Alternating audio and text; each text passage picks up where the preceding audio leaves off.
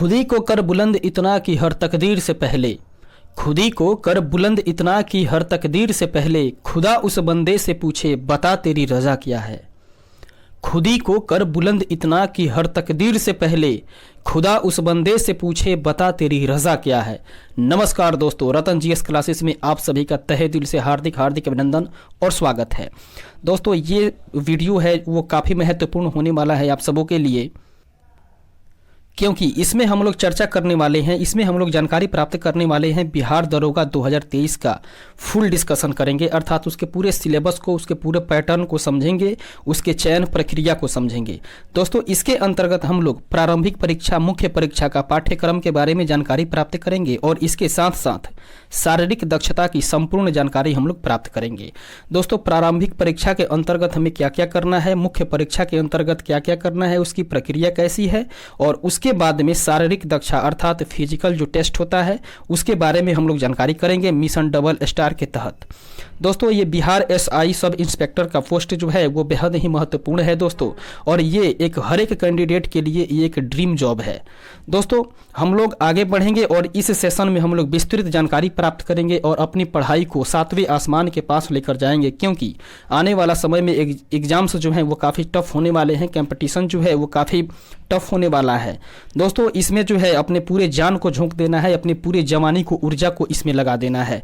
तो इस तरीके से सबसे पहले हम लोग जानकारी प्राप्त करेंगे कि आखिरकार बिहार दरोगा का सिलेबस क्या है, वहाँ तक पहुँचने का हमें किस रास्ते से जाना होगा, वो मार्ग क्या है, उस मार्ग को ढूंढना है। उसको पहले सबसे पहले हम लोग देखते हैं दोस्तों कि वो मार्ग किस तरह का है। दोस्तों सबसे पहले बात करते हैं बिहार पुलिस की अर्थात एसआई की चयन प्रक्रिया के बारे में।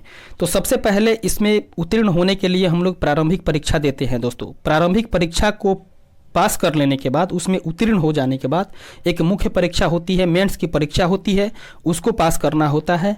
और ये जब दोनों परीक्षाएं पास होती है तब हम लोग एलिजिबल होते हैं शारीरिक पात्रता परीक्षा के लिए अर्थात फिजिकल टेस्ट के लिए।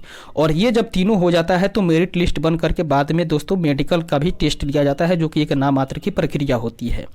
तो हम लोग सबसे पहले प्रारंभिक परीक्षा के बारे में जानकारी प्राप्त करेंगे, उसके बाद में लिखित परीक्षा के बारे में जानकारी प्राप्त करेंगे, अर्थात मुख्य लिखित परीक्षा जो कि ये भी ऑब्जेक्टिव टाइप का है, हम लोग आगे डिस्कस करेंगे। इसके साथ साथ हम लोग फिजिकल टेस्ट के बारे में भी जानकारी प्राप्त करेंगे, शारीरिक पात्रता परीक्षा के बारे में। तो पहले बढ़ते हैं दोस्तों हम लोग इसके चयन प्रक्रिया की ओर। इसके संदर्भ में सबसे पहले बात करते हैं बिहार एसआई न्यू सिलेबस 2023 के बारे में। दोस्तों ये परीक्षा जो है वो ऑफलाइन मोड की है और ये ग्रेजुएशन लेवल पर है। दोस्तों इसमें जो प्रश्न पूछे जाएंगे वो बहुविकल्पीय अर्थात एमसीक्यू टाइप के क्वेश्चंस होंगे। इसमें 4 ऑप्शंस को चुन करके एक ऑप्शंस को सही चुनना होता है। इस तरीके से ये रहा परीक्षा का पैटर्न कि ये मोड जो है वो ऑफलाइन होगा, परीक्षा का स्तर बीए होगा, अर्थात जब आप ग्रेजुएट हो जाएंगे उसके बाद ही आप दरोगा बनने के लिए एलिजिबल हैं। और इसमें जो प्रश्न पूछे जाएंगे वो बहुविकल्पीय होंगे। उसके बाद देखते हैं दोस्तों कि प्रश्न का आधार क्या रहेगा। तो इसमें जो है वो कुल मिलाकर 100 प्रश्न पूछे जाएंगे और एक प्रश्न 2 अंक का होगा। इस तरीके से 100 प्रश्न जो है वो 2 अंक के हिसाब से कुल हो जाएंगे दोस्तों 200 का। इस तरीके से 200 अंक का ये प्रश्न पूछा जाएगा और इन 100 प्रश्न को हल करने के लिए आपको मात्र 120 मिनट का ही समय दिया जाएगा। इस तरीके से प्रीलिम्स एसआई जो प्रीलिम्स है पेपर, उसके पैटर्न को देखें तो इसमें किस प्रकार के प्रश्न पूछे जाएंगे। दोस्तों प्रश्न जो है वो वैकल्पिक पूछे जाएंगे, वस्तुनिष्ठ टाइप के पूछे जाएंगे। उसमें जीके, जीएस और करंट अफेयर्स का सवाल रहेगा, अर्थात जीके पोर्शन से भी, जीएस से भी और करंट अफेयर से भी, इन सेक्शन से इसमें प्रश्न पूछे जाएंगे। पेपर का माध्यम जो है वो हिंदी और अंग्रेजी दोनों माध्यम में होगा और इसमें कुल मिलाकर 100 प्रश्न पूछे जाएंगे और 200 नंबर के पूछे जाएंगे, जबकि कुल समय जो है वो 120 मिनट हम लोग ऊपर भी देख चुके हैं। इस तरीके से ये रहा पीटी का। अब हम लोग मेंस के बारे में जानकारी प्राप्त करें। दोस्तों मेंस की परीक्षा में जो है वो मेंस की परीक्षा भी वस्तुनिष्ठ टाइप की है, ये भी गोले को रंगने वाला होता है। सामान्य हिंदी जो है वो एक पासिंग सब्जेक्ट रहता है और ये पेपर जो है वो हिंदी में ही रहेगा, सामान्य हिंदी वाला। और 200 नंबर का दोस्तों ये परीक्षा होगी। इसमें कुल मिलाकर 120 मिनट का समय रहेगा और हिंदी के पेपर में आपको पास होने के लिए मात्र और केवल 30% अंक ही प्राप्त करना है, केवल और केवल 30% अंक प्राप्त करना है। अगर आप हिंदी की परीक्षा में 30% अंक नहीं प्राप्त कर पाते हैं तो आप आगे मेंस की परीक्षा के लिए आप उत्तीर्ण नहीं माने जाएंगे। और अगर आप पहले जांच कॉपी होगा आपका हिंदी का ही, अगर हिंदी की परीक्षा में आपका 30% से कम आता है तो आपका जो सामान्य अध्ययन का पेपर है वो जांच नहीं होगा, आप अनुत्तीर्ण माने जाएंगे। इसके बाद में पेपर 2 के बारे में बात करें, जो कि उस पेपर 2 में भी वो पेपर 2 भी है जो वो वस्तुनिष्ठ प्रकार का होगा और उसमें जीके, जीएस, मैथ और रीजनिंग के प्रश्न पूछे जाएंगे। इस पेपर का माध्यम जो है वो हिंदी और अंग्रेजी दोनों माध्यम में होगा। इसमें भी कुल मिलाकर 100 प्रश्न पूछे जाएंगे जो कि 200 नंबर का होगा और कुल समय 120 मिनट का होगा। इसके बाद में दोस्तों बात करते हैं इसके फिजिकल के बारे में। आगे भी हम लोग जानेंगे कि किस सब्जेक्ट से किस तरह रहने वाला है सवाल, उसके बारे में हम लोग बात करेंगे। फिलहाल देखते हैं हम लोग इसके फिजिकल एलिजिबिलिटी के बारे में। फिजिकल के लिए दोस्तों हमें सबसे पहले लंबी कूद करनी होगी, ऊंची कूद करनी होगी, गोला को फेंकना होगा और उसके बाद में वजन का माप जो है वो केवल महिलाओं के लिए है। उसके बाद में ऊंचाई की माप की जाएगी और रेस अर्थात दौड़ लगाना होगा। ये सब कितना करना होगा इसके बाद हम लोग देखेंगे। सबसे पहले हम लोग देखते हैं इसके शारीरिक दक्षता के बारे में। तो दोस्तों 1 माइल का रेस करना है। मेल के लिए जो है वो 6 मिनट 30 सेकेंड 6 मिनट 30 सेकेंड के अंदर में ही 1 माइल रेस करना है अर्थात 1600 मीटर, जो कि ये कंडीशन महिलाओं के लिए नहीं है। अर्थात महिलाओं के लिए जो दौड़ने का कंडीशन है वो 1 किलोमीटर का दौड़ लगाना है केवल 6 मिनट में। वहीं इसके बाद बात करें हाई जंप के बारे में। तो हाई जंप जो है दोस्तों वो मिनिमम 4 फीट कूदना है पुरुषों का, जबकि महिलाओं के लिए ये कंडीशन है केवल 3 फीट का। जबकि लॉन्ग जंप की बात करें तो पुरुषों के लिए लॉन्ग जंप करना है 12 फीट और वहीं महिलाओं के लिए है केवल और केवल 9 फीट। इसके बाद हम लोग देखते हैं इसके लिखित परीक्षा के बारे में, जो कि लिखित परीक्षा के बारे में कह रहा है आयोग द्वारा सभी अभ्यर्थियों के लिए संयुक्त लिखित प्रतियोगिता परीक्षा आयोजित की जाएगी।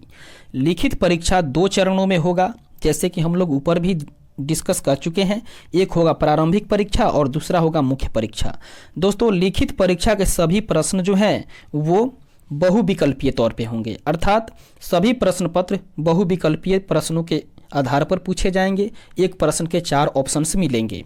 उसके बाद में सबसे पहले हम लोग बात करते हैं प्रारंभिक परीक्षा के बारे में। दोस्तों प्रारंभिक परीक्षा में 200 अंकों का एक पत्र होगा, जिसमें प्रश्नों की कुल संख्या जो है वो 100 होगी और परीक्षा की अवधि जो है वो 2 घंटे की होगी। उक्त पत्र में सामान्य ज्ञान एवं समसामयिक मुद्दों से संबंधित प्रश्न पूछे जाएंगे। दोस्तों समसामयिक मुद्दे अर्थात प्रारंभिक परीक्षा में करंट अफेयर्स का भी वेटेज रहने वाला है। और इसके साथ साथ जो सामान्य ज्ञान की परीक्षा है, जिसमें कि सामान्य अध्ययन और सामान्य विज्ञान अर्थात फिजिक्स, केमिस्ट्री, बायोलॉजी और इसके बाद में हिस्ट्री, ज्योग्राफी, पॉलिटिकल, इकोनॉमिक्स, इन सब सेक्शंस से प्रश्न रहने वाले हैं। उसके बाद में दोस्तों इसमें 30% से कम अंक प्राप्त करने वाले अभ्यर्थी मुख्य परीक्षा के लिए असफल घोषित किए जाएंगे, ये आयोग के द्वारा बताया गया है। प्रारंभिक परीक्षा में प्राप्त अंकों के आधार पर रिक्तियों में 20 गुना सफल अभ्यर्थियों का चयन करके चयन आरक्षण कोटिवार किया जाएगा।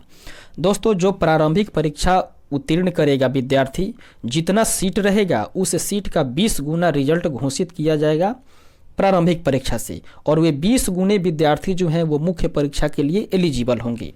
उसके बाद में बात करें दोस्तों मुख्य जो लिखित परीक्षा है उसके लिए अर्हता प्राप्त अभ्यर्थियों की पर्याप्त संख्या में अनुपलब्धता की दशा में उक्त अनुपात उपयुक्त रूप से कम किया जाएगा।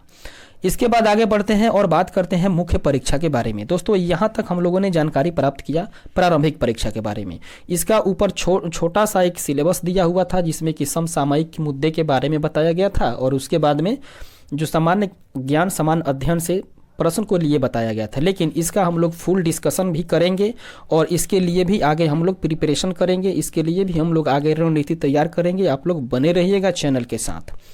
इसके बाद में पहले हम लोग बात करते हैं दोस्तों मुख्य परीक्षा के बारे में। प्रारंभिक परीक्षा में जो सफल विद्यार्थी होंगे उन्हीं को मुख्य परीक्षा में सम्मिलित होने का अवसर प्रदान किया जाएगा। और मुख्य परीक्षा जो है वो 2 पत्र में होंगे।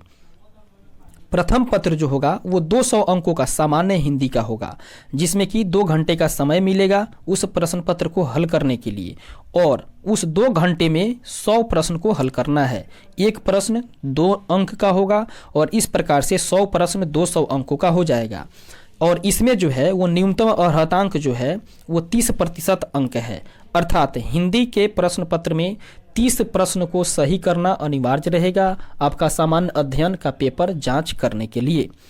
अन्यथा अगर 30% से कम अंक प्राप्त होता है तो ऐसे कैंडिडेट को अयोग्य घोषित कर दिया जाएगा, वे आगे की प्रक्रिया में सम्मिलित नहीं हो पाएंगे।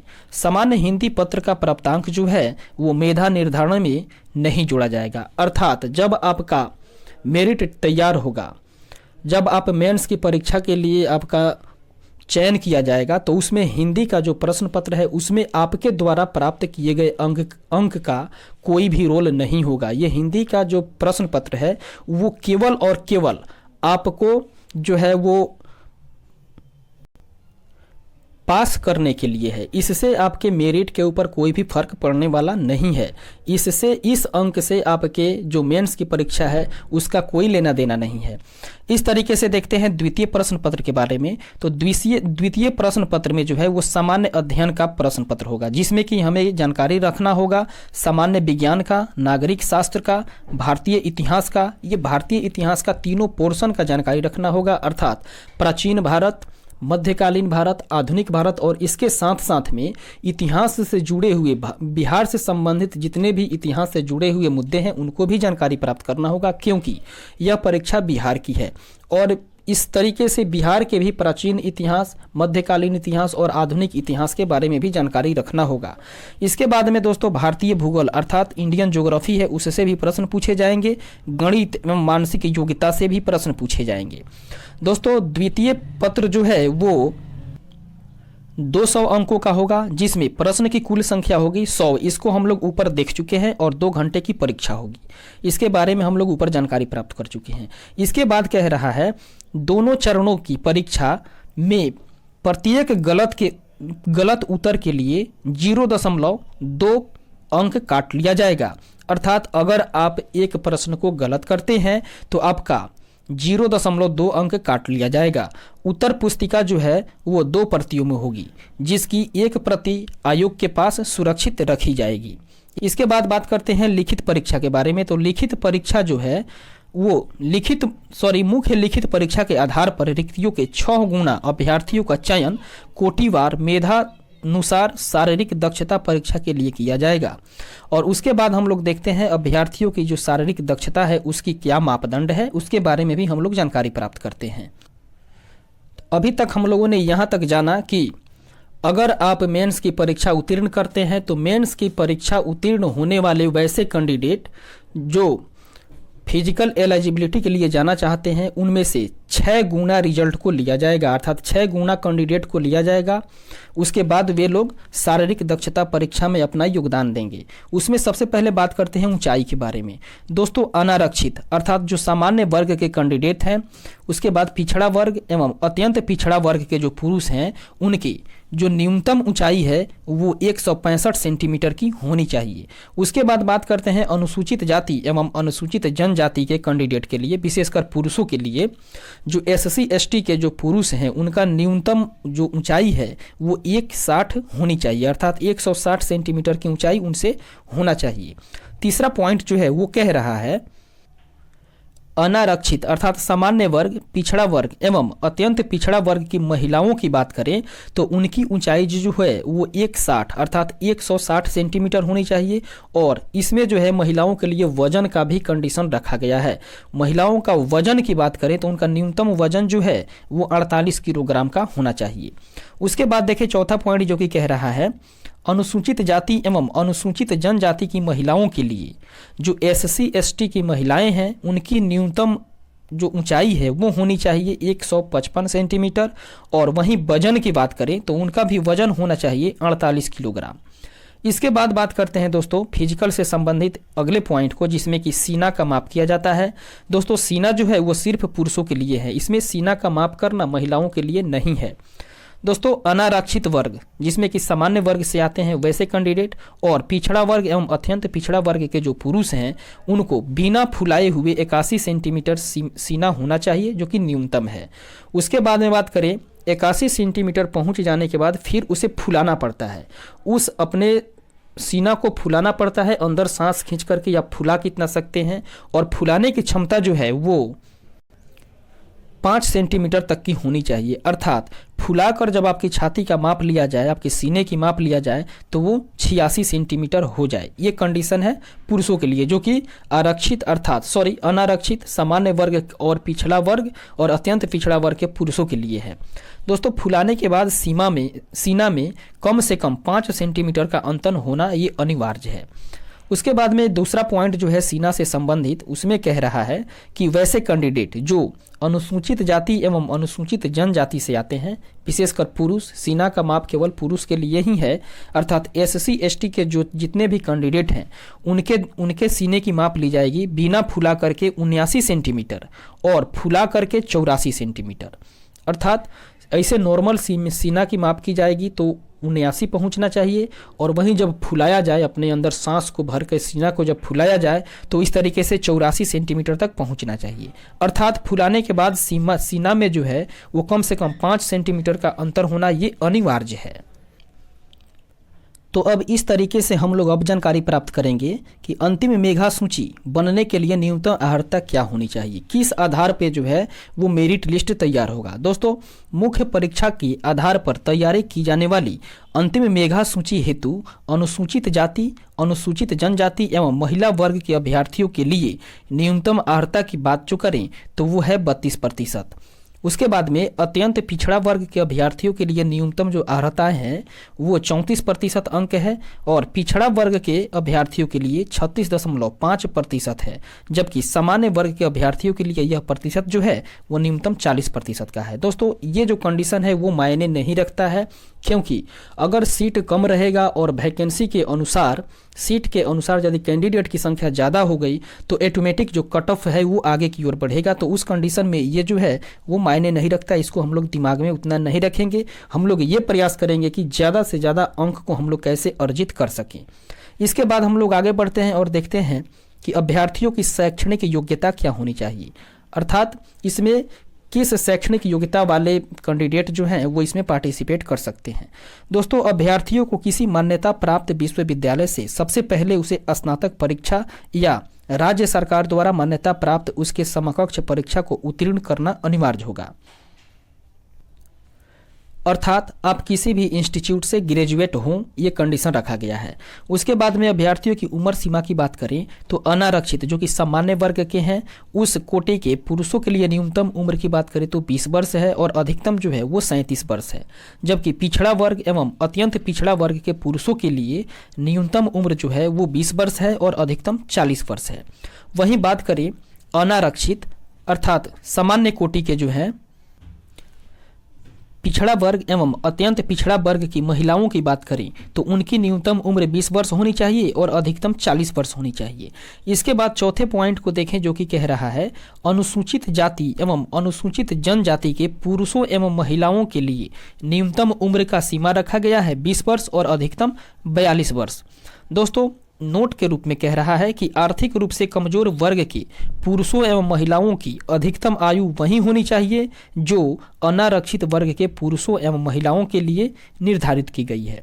इसके बाद में आरक्षण का क्या प्रावधान है उसके बारे में हम लोग जानकारी प्राप्त करें तो कह रहा है बिहार पदों एवं सेवाओं की रिक्तियों के आरक्षण अनुसूचित जाति, अनुसूचित जनजाति एवं अत्यंत पिछड़े वर्गों के लिए अधिनियम जो 1991 है उसके अनुसार आरक्षण के प्रावधान लागू होंगे एवं इसका लाभ केवल और केवल बिहार राज्य के अस्थायी निवासी को ही प्राप्त होगा। इसके बाद दोस्तों अन्य राज्यों की आरक्षण कोटि के अभ्यर्थियों की गणना अनारक्षित अर्थात सामान्य कोटि के अभ्यर्थियों के रूप में की जाएगी। अर्थात अगर आप बिहार से नहीं हैं, बिहार से किसी दूसरे स्टेट से हैं और आप बिहार एसआई के लिए फॉर्म अप्लाई करते हैं तो आपकी जो गणना है वो सामान्य कोटि से की जाएगी। भले ही आप अपने राज्य में आरक्षण के भागी बनते हों, आरक्षण लेते हों, लेकिन दूसरे स्टेट में जब आप फॉर्म अप्लाई करेंगे तो यहाँ पे आपको वो मान्यता नहीं मिलेगी, आप सामान्य कोटि में आ जाएंगे। यहाँ तक जो है दोस्तों हम लोगों ने पूरा सिनेरियो देखा है बिहार एसआई का जो दरोगा है उसके पूरे सिलेबस को हम लोग डिस्कस किया है। अब रहा बात कि हम लोग उस लक्ष्य तक पहुँचे कैसे, तो दोस्तों इसके लिए बेहद ही आसान तरीका है। तरीका ये है कि हम लोग एक साथ जुड़े रहेंगे और पढ़ाई को अपने आगे बढ़ाएंगे।